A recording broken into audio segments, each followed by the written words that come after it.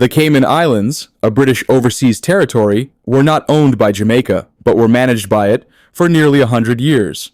This arrangement started in 1863 when the British government decided it was easier to administer the small islands through Jamaica, which was also a British colony at the time.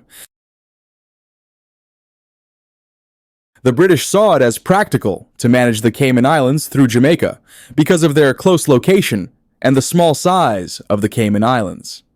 Instead of setting up a separate government, it was more efficient to have Jamaica handle the administration.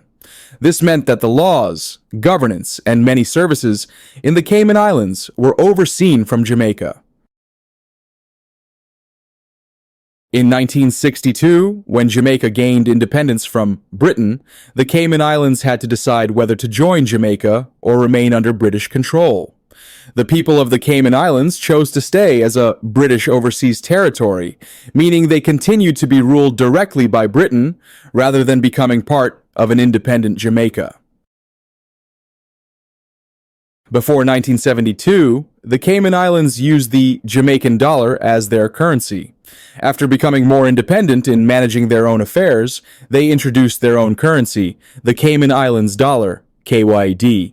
Today, the Cayman Islands dollar is the official currency, and it's tied to the US dollar, making it very stable and strong.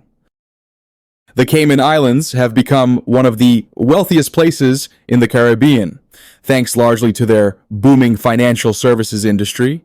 The islands are now a global hub for banking, investment funds, and insurance, which has contributed to their strong economy.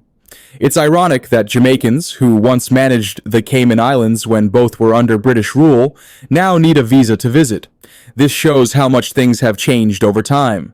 While Jamaica has its own strengths and cultural richness, the Cayman Islands have carved out a unique path to prosperity.